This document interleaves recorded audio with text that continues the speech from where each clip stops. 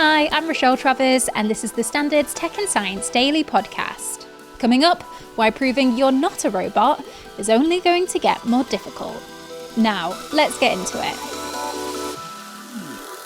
TikTok's potential ban in the US is getting closer, after the Senate passed the bill calling for its Chinese owner to sell up, and it's now set to be signed by US President Joe Biden. The Senate approved the controversial landmark bill which gives TikTok's owner ByteDance 9 months to sell its stake, or the app will be blocked in the United States. The bill will now be handed over to President Biden, who has said that he will sign it into law as soon as it reaches his desk. If the US is successful in forcing ByteDance to sell TikTok, any deal would still need approval from Chinese officials. But Beijing has vowed to oppose any such move. Analysts say the whole process could take years. Now, a new algorithm hopes to make it easier for ecologists and conservationists to find bat roost locations. There are around 18 species of bats in the UK, and they're all protected by law because they're endangered. New builds are very well made. They don't have a lot of holes, a lot of gaps, because we want to keep as much energy in the house as possible. But because of that, there's no nooks and crannies for bats to live. There's still plenty of trees, but even then, trees are being cut down. So wherever you look, we're destroying bats' homes. That's Dr. Thomas Woolley, applied mathematician at Cardiff University, who specialises in mathematical biology. He's the lead author of the study, which was carried out in partnership with the University of Sussex. They're really, really small little things, and they're very fast. My wife is actually an ecologist, and this is one of the reasons why I got into this work. And one of her favourite facts is that you can fit 100 pipistrelles, one of these species of bats, inside a milk bottle. Now, I don't know how many people have ever tried this, but that's certainly a nice statistic to show you how big they are. Like I say, they're small and they're fast and they fly at night. So they've got everything going for them for being very elusive. The new technology combines microphone detector data with a bat movement model to identify optimal searching regions and predict roost locations. The method draws on the team's previous research developing a model from trajectory data on greater horseshoe bats to better understand how they move and engage with their environment. The resulting algorithm uses the data and the movement model to predict where they came from. So we know where they were found, and we know how many bats were detected at each location. Great. We also know how they move. So we know where they are, and we know how they got there. So we can track that back to suggest where they start. The team says this method can reduce vast search areas by nearly 375 times their previous size. But moreover, we don't just have one point of the best point of where we think they are. We can do this over the whole map, and we say, well, okay, is the roost here? How good is that prediction? Is the roost here? How good is that prediction?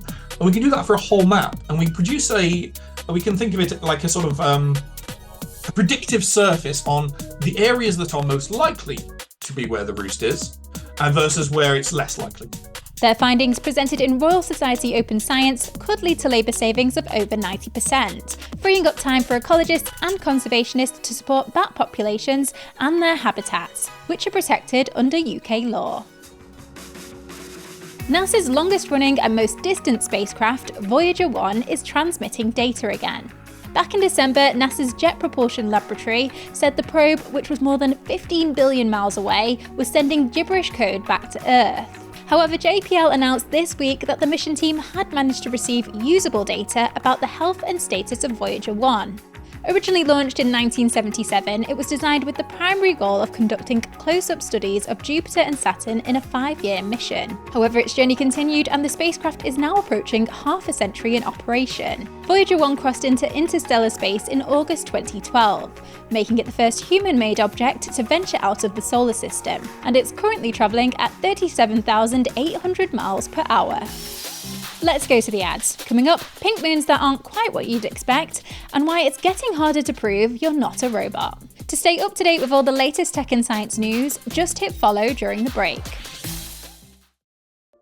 Welcome back.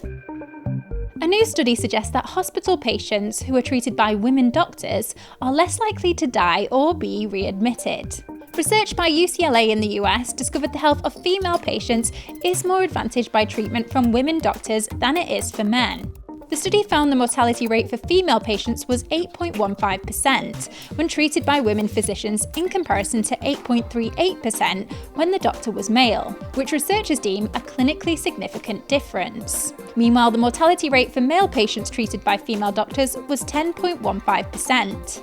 Less than the 10.23% for male physicians. Researchers found the same pattern for hospital readmission rates.